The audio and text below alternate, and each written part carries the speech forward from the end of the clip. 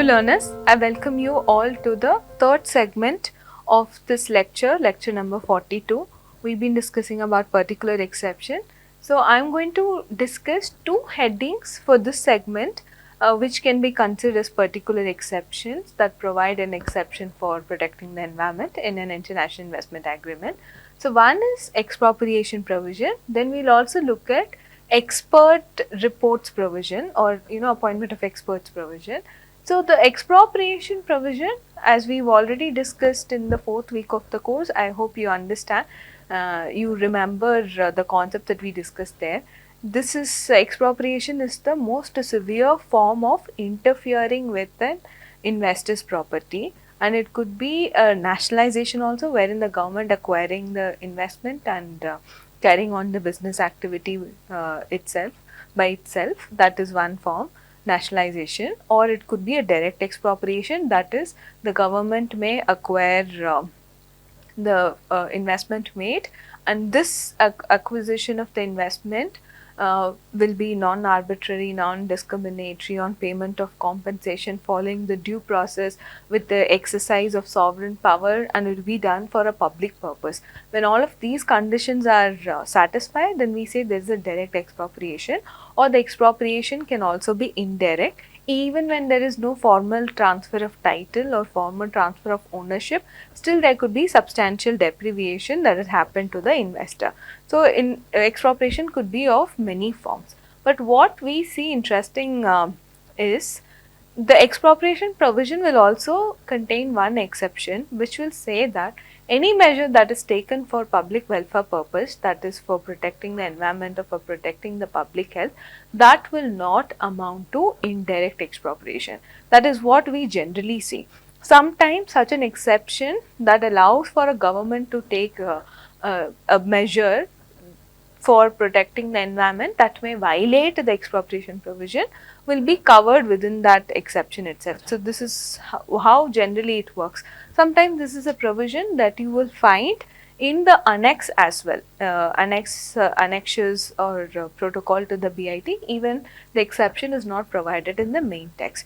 But one interesting provision with regard to this particular exception that I want to highlight here is the one that you will find is an Indian treaty, wherein it was mentioned that if a measure is taken for the purpose of protection of an environment, that will not even amount as direct expropriation.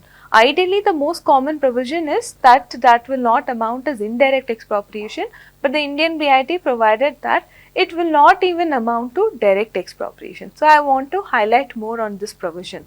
Please look at India-Jordan BIT of 2006, Annexure A, which is titled as Interpretation of Expropriation in Article 5. So Article 5 in the main text spoke about expropriation provision. It basically prohibited contracting parties from taking any measure that may amount to expropriation. But the Annexure A stated that except in rare circumstances, non-discriminatory regulatory actions by a party that are designed and applied to protect legitimate public welfare objectives, including health, safety, and the environment concerns, do not constitute expropriation or nationalization, and such action should be taken in accordance with laws and regulations of the host contracting party. Actions and awards by judicial bodies of a party that are designed, applied, or issued in public interest, including those designed to address health, safety, and environmental concerns, do not constitute expropriation or nationalization. So this is a provision that you will also, a similar provision is also found in Columbia India BIT of 2009, and so the Indian BITs, again we could see there is a trend going on where India prefers that an environmental measure is something that does not even constitute as direct expropriation. But otherwise, if we look at the annexures or annexure protocols to the BIT, they have a clause that is very similar to the one that you find in Canada-Jordan BIT of 2009.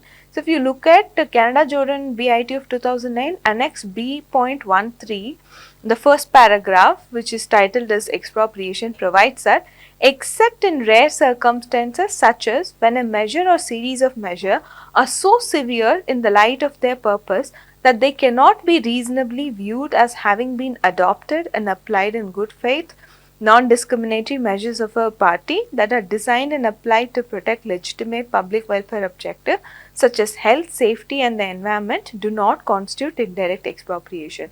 So this is where I wanted to highlight that it's an Indian BIT which says that it do not even constitute direct expropriation, but in case of general provisions, that is, I mean, when I say general provision, I mean most often the provision that provides for exception under an expropriation clause will say that an environmental measure do not constitute as indirect expropriation provided certain conditions are satisfied. That condition may relate to non-discrimination, non-arbitrariness, due process and all of that, right. So, this is how an exception is inserted into an expropriation provision itself, either in the main text or in the annexure to the treaty. So, that way that exception clause, the scope of the exception clause is limited to the expropriation provision itself. So, that is the reason why we have categorized this to be and particular exception. The other heading that I wanted to discuss was relating to the expert reports that may be submitted to the tribunal. So, we can see some of the arbitration rules itself provide a scope for submission of expert reports, right. So, look at article 34 to 36 of ICSID arbitration rules. Even this is something that you find also in ICSID additional facility arbitration rules.